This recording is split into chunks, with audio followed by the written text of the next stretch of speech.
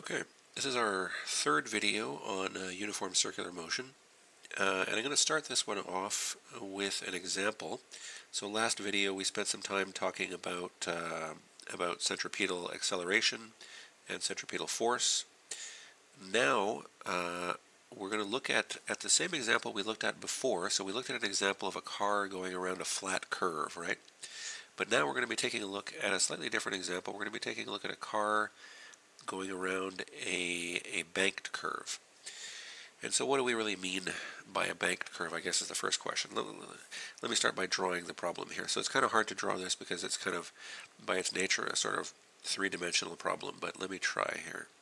So let's assume that we have some road. So this is going to be our road, but it's not in the plane of the paper. You have to imagine that the road is kind of coming from above the paper through a curve, and it's going into the paper, right? So we have some road, and it's banked up on this slope here. So you have to imagine the road is like this, right? So it kind of banks up on an edge. Right, so we have our road going that way, and so the angle with which it's banked here, I'm going to label that theta, and I hope you kind of understand what I'm sort of trying to draw here. Imagine the road is coming from above the paper or above the PDF here and going into the page, and it's banked up on an angle so that the car would be kind of like driving into the page kind of thing, except that this would be down, right? So here this is down. And so the car is trying to like go around this turn, but the turn is banked up on an angle. Okay, so I'm not really sure how to better draw this on this surface, but we'll take a look at sort of what happens here, right? So we can imagine the car is just zooming along that way, right? Okay, so this is a pretty bad drawing, but let me draw it again now, and on this next drawing we're going to put in some forces, okay? So, well, first, what's the question?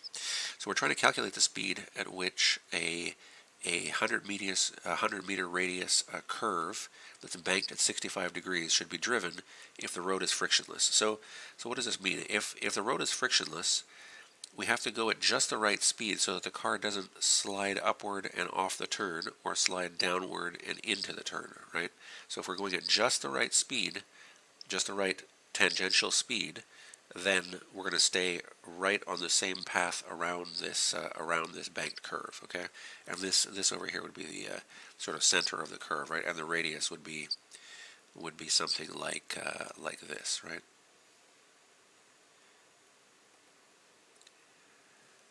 Okay. So let me redraw this so that we can put in some forces. Okay. So again, this is our banked curve.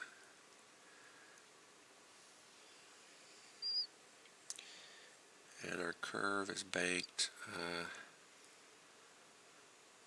like this. Some theta. And I'm going to change the car into just a dot here. And we can imagine that there's going to be some force of gravity pulling downward on our car. And as we're going around, there's going to be some normal force pushing upward on the car from the ramp, from the banked curve, I should say. Okay, so maybe the first thing to note here is that we're not given a mass for the car. That might seem a little weird, but we're going to find that we don't actually need the mass for the car here. And so what we're going to want to do is we're going to solve this problem in a sort of general sense.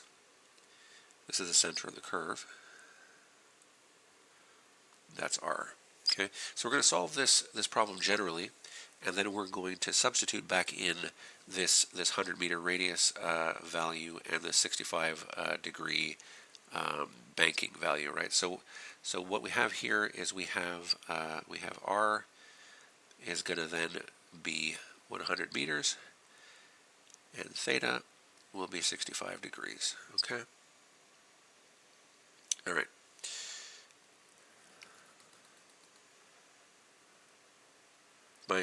My terrible drawings here are are concerning me. I'm worried that people might not know exactly what I'm talking about, but definitely ask me about it in our face-to-face meetings if this doesn't make any sense at all. But for now, I'll just move on. Okay, so what are we doing here? The car is going through this turn with some constant tangential velocity, right? So it has some velocity. It has some velocity into the page. That's going to be kind of hard to draw, but you can imagine it has some velocity into the page, sort of driving around this curve, right? And so because the curve is frictionless, we're trying to find the right velocity to be traveling along if this curve is frictionless. So we know that the force of static friction, which is equal to mu Sn, has to be equal to 0, right? And we also know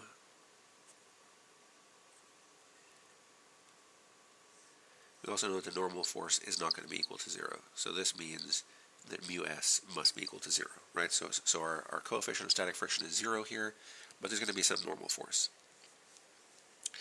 So with that, let's start to take a look at what's going on here. Normally when we're dealing with these ramp problems, we always want to be breaking things up into parallel and perpendicular directions, right? And this is what we would normally do, except in this case, we're going to find that it's more beneficial to us to break things up into the x and y direction. If we set up a coordinate system such that up and down here is y, and our across direction here is x, and this is terrible. Let me fix that up a little bit.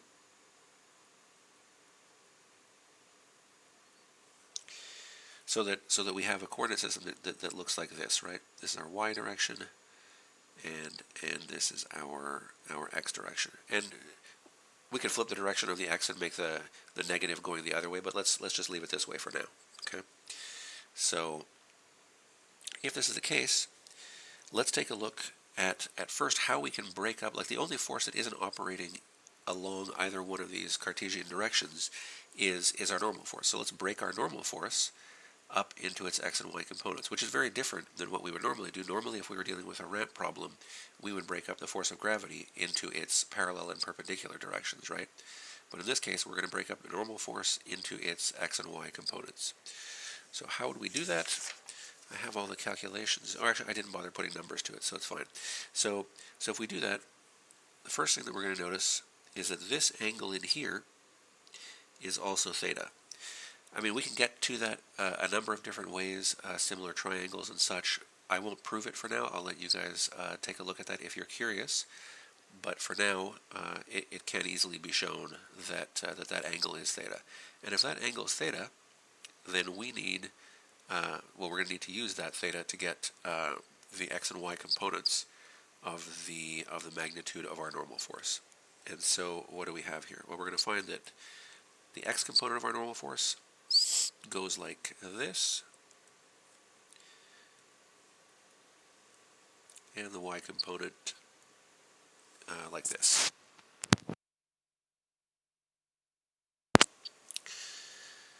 Okay, so let's now draw the free body diagram for the car. It's going to look something like this. We're going to have the force of gravity going downward. We're going to have the y component of the normal force going upward, and we're going to have some x component of the normal force pointing in this direction, right? And now the question is, what's going on in each of these directions? Let's start by taking a look at the y direction, right? So in the y direction, Newton's second law tells us that F net in the y direction has to be equal to the mass times the acceleration in the y direction. But there is no acceleration in the y direction. The car is not blasting off or digging into the track, right? And so this is 0. And what else is this equal to? Well, this is also equal to ny in the positive direction minus the force of gravity in the negative direction. We can exchange our ny for the value we just found here. So it's going to be n cos theta. and this is going to be equal to, because this is equal to 0, we can shift fg to the other side, and we know fg is just equal to mg, right? And so let's now isolate n. We're going to want to do that. It'll make the problem a little bit easier later, so we'll just isolate n in the following way. Okay, let's call this equation A, and let's move on. What's going on in the x direction, right? So Newton's second law in the x direction tells us that the net force in the x direction has to be equal to the mass times the acceleration in the x direction. But so we may be tempted to say, oh well, there is no acceleration in the x direction because we're not sliding into the curve or going into the going up the ramp or whatever, right? But there is actually an acceleration in the x direction. The acceleration in the x direction is the centripetal acceleration that's keeping us in this curve that's being supplied by the normal force. So this is actually equal. Well, first this is equal to the normal force in the x direction, but it's also equal to the centripetal force, right? Because we need some force to be supplying. Some force is supplying this centripetal force to keep us in this curve, and in this case, it's the x component of the normal force that's supplying us with that force. And so we know that we can write the centripetal force as the mass times our tangential velocity squared over r, right? But we also know that the x component of our normal force can be written as n sine theta, right? And so because of that, we can then take well, here, let me rewrite this to make it a little cleaner. So we have n sine theta equal to mv squared over r. We can rearrange this again to get n equals mv squared over r sine theta, right? Equation B. And we can then eliminate the ends here. If we equate A and B, this is going to tell us that mv squared over r sine theta is equal to mg cos theta. M is non-zero. There's some mass. We don't know what the mass is, but we know it's not zero, so we can divide out the mass. Excuse me. And what we're looking for is the velocity, right? The correct velocity, so that this is the path that we're following. That we're not sliding into the curve and we're not lifting off, right? Excuse me. And so let's isolate. Well, let's start off by isolating v squared. Okay, so let's say we have v squared here. This is going to be equal to, well, we're going to have to multiply by r sine theta on the right. So we're going to end up with rg sine theta over cos theta. And sine over cos theta, that's just tan theta. And so this is equal to rg tan theta. And finally, let's take the square root of both sides. We'll take the square root of our v and the square root of this side.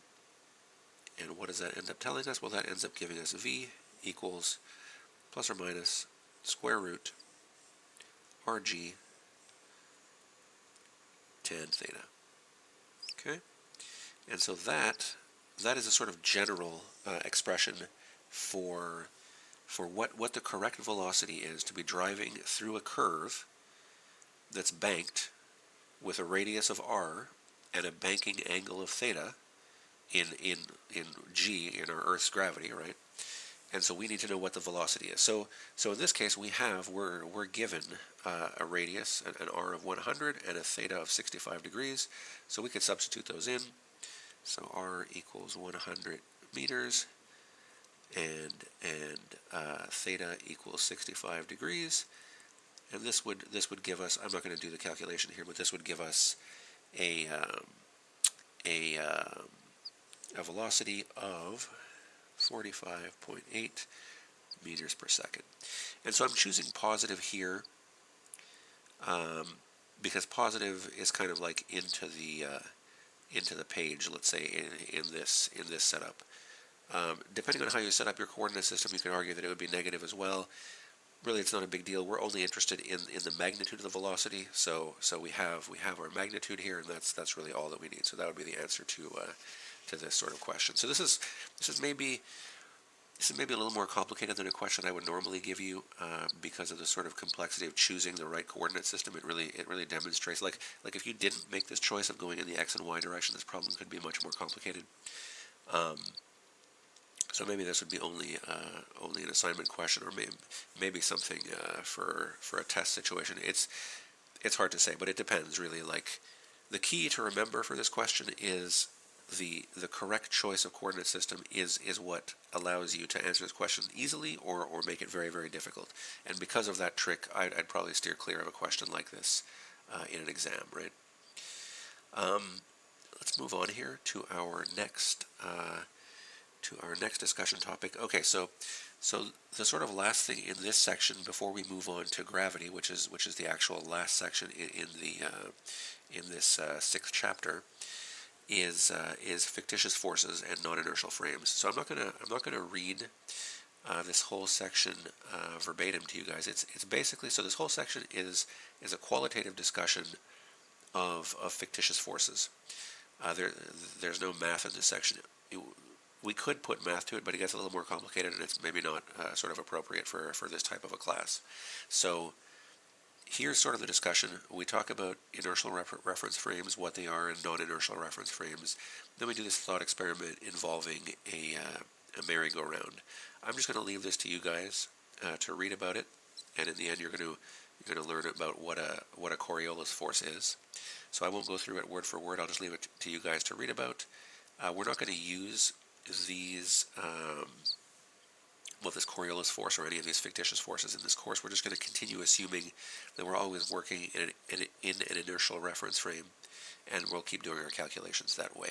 Okay, so read this section. We will go over it here in this video, and we will move on to gravitation in the next one.